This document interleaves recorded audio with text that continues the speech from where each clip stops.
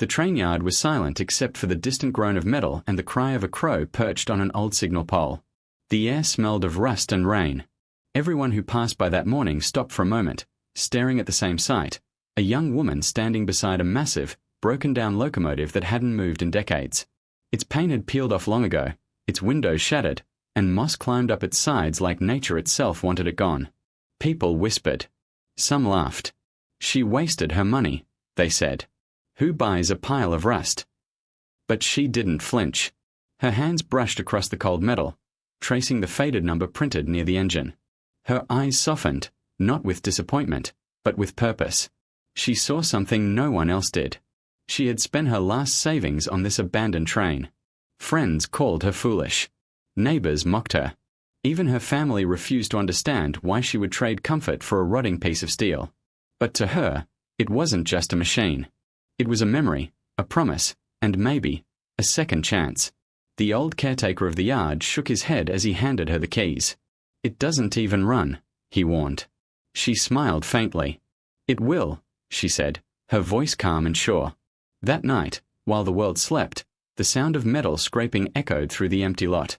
A single light flickered inside the locomotive's cabin. She had returned, alone, carrying nothing but a toolbox, an oil lamp, and an idea she refused to share with anyone.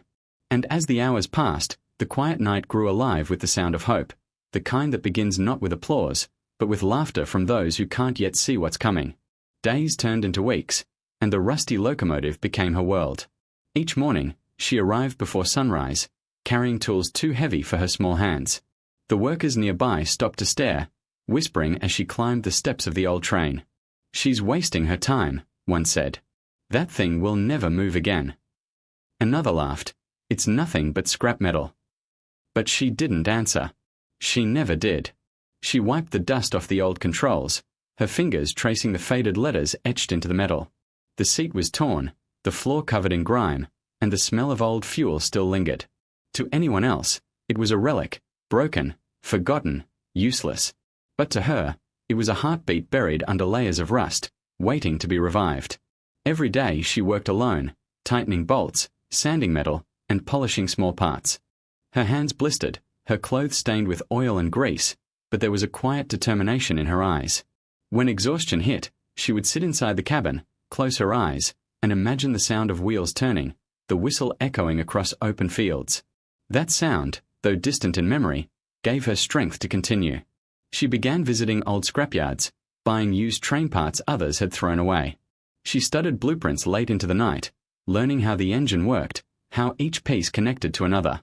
The local mechanic offered to help once, but when he realized she had no money to pay, he simply shook his head and walked away. Still, she kept going. One evening, as the sun dipped below the horizon, she stood before the train covered in soot, her face streaked with sweat. The old caretaker approached her again, holding a lantern. "You really think you can bring it back?" he asked softly. She looked at him, her voice tired but steady. "It's not about bringing it back," she said. "It's about proving that something left behind can still have meaning." The old man watched her for a moment, then set down the lantern beside her. "Then you'll need this," he said, turning to leave. From that day, he stopped questioning her. Sometimes he even left small tools by the door, never saying a word. The nights grew colder, and the train yard emptier. Yet, the faint glow of her lamp was always visible through the fog. People began noticing. The same ones who had laughed at her now passed by more quietly. The old locomotive had started to change. The rust was fading. The metal shone faintly under the moonlight. One morning, a few children stopped by the fence to watch. "Miss, are you fixing it?" one of them asked. She smiled. "Trying to," she said. They returned every few days, curious, bringing her water or helping to carry small things.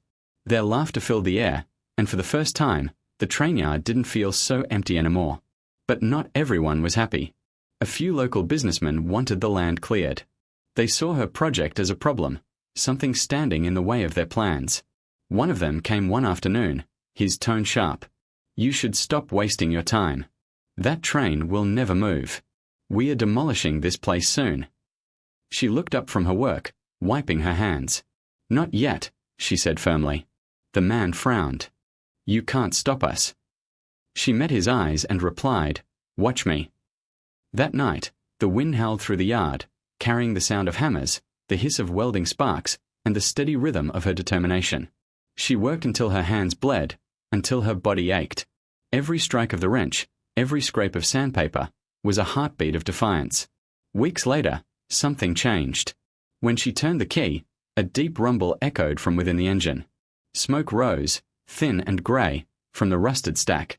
She froze, staring, her breath catching in her throat. It was faint, but it was alive.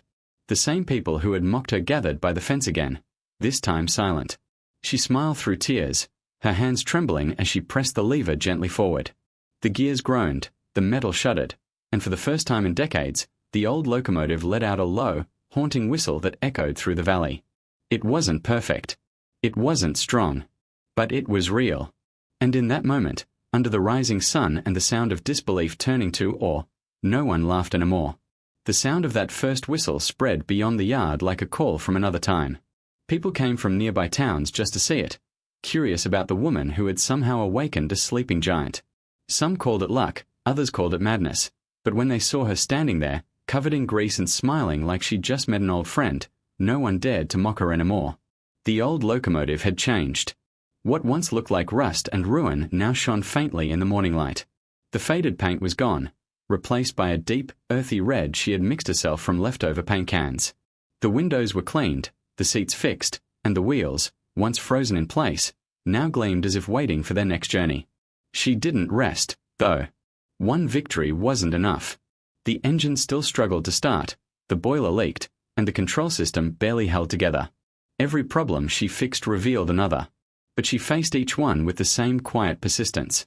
Her hands were scarred, her nails blackened, and her clothes permanently marked by soot. Yet every time she looked at that train, she saw beauty where others saw rust. A reporter arrived one afternoon, camera in hand. "You really did this all alone?" he asked, disbelief written across his face. She simply nodded. "Why?" he pressed. She looked at the train, her expression softening. "Because it's not just a machine," she said. "It's a reminder of what people forget too easily, that even the things we abandon still have purpose." The story spread quickly. Photos of her and the locomotive began appearing online. Strangers started visiting, leaving small gifts, paint cans, spare parts, even handwritten notes of encouragement. Someone sent her an old conductor's cap. A retired engineer came by one day, quietly offering help. He didn't ask for money. He just wanted to see the engine breathe again. Together, they worked side by side, the old man teaching her what years of experience had taught him. Soon, the locomotive wasn't just hers anymore. It became something bigger, a project of hope. People volunteered their time, families brought food, and children drew pictures of the train with her name written underneath. What began as one woman's dream slowly turned into a community's pride. Still, not everyone liked the attention. The same businessmen who once wanted the yard demolished grew impatient. They had plans for the land, and her success was now in the way. They sent letters, warnings, and finally, a notice demanding she stop. She read it once, folded it, and tucked it under the control panel of the train. She had come too far to stop now. One night, rain poured over the yard like the sky itself was testing her resolve. The wind howled through the broken sheds, but she stayed inside the cabin, tightening bolts, adjusting valves, her face lit by a single lantern. Lightning flashed across the metal frame, illuminating the word she had painted on the side. *second chance. *hours passed. When the rain finally slowed, she stood back, soaked but unshaken. She turned the key once more. The engine roared, louder this time. Steam hissed through the vents, the whistle cried out, and the ground beneath her seemed to tremble. It was alive, truly alive. The next morning, the town gathered again. The old caretaker stood near the gate, wiping tears from his eyes. "I told her it wouldn't run," he said with a shaky laugh. "Guess I was wrong." The woman stepped onto the platform, her hands trembling, her heart pounding. She looked at the crowd, people who once mocked her, people who now watched in awe. "You said it was useless," she called out, her voice steady. "You said it was junk. But I saw something different. I saw what it could be." Then she reached for the lever. The whistle blew, strong and clear. Steam rose into the morning air as the wheels turned slowly at first, then faster, rolling down the track that had been buried under weeds for years. Children cheered, adults clapped, and the sound of the engine filled the valley again. The woman stood tall, her eyes glistening as the locomotive moved forward, carrying with it not just metal and steam, but every ounce of faith she had poured into it. And as the train disappeared into the mist beyond the tracks, no one saw rust anymore. They saw a miracle. Rain returned 2 days later, washing the tracks clean but leaving the air thick with cold. The woman stood under the edge of the old station roof, watching her locomotive rest on the rails she had cleared with her own hands. The crowd was gone now. The applause, the reporters, even the children who once ran around the yard, all gone. What remained was the echo of the whistle and the low hum of purpose still alive inside her chest. She had brought the train back, but something still felt unfinished. It wasn't enough to make it move. It needed a destination. For years, this part of town had been forgotten. The station closed, the roads cracked, the community fading. Maybe, she thought, this old locomotive wasn't meant just for her. Maybe it was meant to bring life back to everything around it. The next morning, she met with the old caretaker, the same man who had once doubted her. He carried a thermos of coffee and a small smile. "So, what now?" he asked. She looked at the train, the faded lettering on its side now glowing under the pale sun. "Now," she said, "we make it matter again." She began transforming the abandoned yard.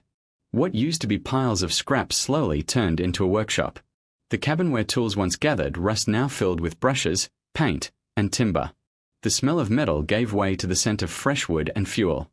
She used the train's compartments for something new, turning one into a small cafe, another into a reading space for children, and a third into a small museum about the railway's forgotten history. People started coming back. At first, just a few curious faces. Then, families. Then, tourists from nearby towns. They took photos beside the restored locomotive, walked through the refurbished cars, and shared stories of relatives who had once worked the rail lines. The woman watched it all quietly, never drawing attention to herself. She didn't need to. The locomotive spoke for her. The same businessman who once threatened to demolish the place returned, this time wearing forced smiles. They offered to partner with her, to expand the project with funding and publicity. She refused every offer. "You laughed when I started," she said simply. "Now you want to own what you couldn't imagine." Her tone was calm, but firm. They left without another word. One afternoon, as the sun dipped behind the hills, the old caretaker found her sitting inside the cabin, staring at the glowing coals in the furnace. "You did it," he said softly. She smiled. "Not alone," she answered. It was never about proving anyone wrong. It was about remembering what could still be right. He looked out the window at the families walking along the tracks, at children climbing the steps of the old train, their laughter echoing where silence once lived. "You gave this place a heartbeat again," he said. She didn't reply, only adjusted a photo that hung near the control panel, a faded picture of her father in a railway uniform. He had been a conductor once, before the line shut down. That's why she bought the locomotive. Not for fame, not for money, but because it was his train. His memory. His legacy. That night, the train yard glowed with strings of light, soft music playing from a speaker near the cafe. The locomotive stood proud, not as a relic, but as a symbol. People called it the heart of the valley. Children touched its steel frame like it was something magical. She walked to the front of the train, resting her hand on the cool metal. The whistle gleamed faintly under the lights. "You're home," she whispered. From behind her, the caretaker called out, "The papers say you saved history." She turned and smiled. "No," she said. "I just refused to let it die." And though the night was quiet again, there was no more loneliness in the silence, only the hum of life returning, and the soft reminder that sometimes the things we restore aren't just made of steel and fire, but of love that refuses to rust. The seasons shifted, and the once-forgotten train yard bloomed with life. Wildflowers grew along the tracks, and laughter replaced the rustling emptiness that had lived there for years. The woman stood near the platform one morning, her hands wrapped around a warm cup of coffee, watching people gather for the first official ride. The locomotive, once a broken shell of steel and dust, now gleamed under the soft sunrise. The name painted across its side, *Second Chance*, seemed to glow on its own. Crowds filled the air with excitement. Children ran up the steps, their voices echoing in the metal corridors. The scent of oil and fresh paint mixed with the sweetness of coffee from the tiny cafe she had built inside one of the carriages. The old caretaker stood beside her, pride written all over his weathered face. "You did it," he said again, though this time his voice carried joy instead of disbelief. She smiled faintly. "We did it," she corrected. For the first time in her life, she didn't feel alone. The town that had once turned its back on her now called her a miracle worker. The very people who mocked her came forward with words of gratitude, some even embarrassed to meet her eyes. She never mentioned the past, she only thanked them for coming. The whistle blew, low and deep, and the sound rolled across the valley. The engine came alive, steam rising like breath from a sleeping giant now fully awake. The old tracks trembled slightly under its weight.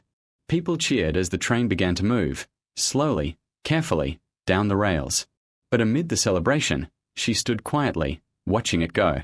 For her, this wasn't just a victory. It was closure. The train that once represented loss and decay now carried laughter, hope, and new beginnings. And yet, deep inside, she knew it wasn't just about the locomotive. It was about what it symbolized, how broken things, just like broken people, could find purpose again. Later that evening, after the last ride of the day, the station grew quiet again. The woman walked through the empty cars, her fingers brushing over the polished seats. She stopped at the control room, staring at the reflection of herself in the glass, older, stronger, but softer too. She placed her hand over the controls and whispered, "Thank you, Dad." Outside, the sky turned orange and pink, the kind of color that promised peace. The caretaker appeared at the doorway, holding a small box. "Someone dropped this off for you," he said. Inside was a letter wrapped in brown paper. The handwriting was familiar, her brother's. She hadn't spoken to him in years, not since he had sold their father's belongings after the funeral. Her heart raced as she unfolded the paper. "I saw what you did," it read. "I thought you were crazy. I was wrong. You brought him back in a way none of us could. You made me remember who we were." Tears filled her eyes. She looked at the locomotive, its metal catching the fading light, and smiled through her tears.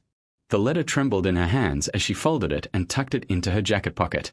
Night fell slowly over the valley. The platform lights flickered on, one by one, casting a warm glow over the tracks. She stood on the platform, the cool breeze lifting her hair. Behind her, the train's gentle hum sounded like a heartbeat, steady and alive.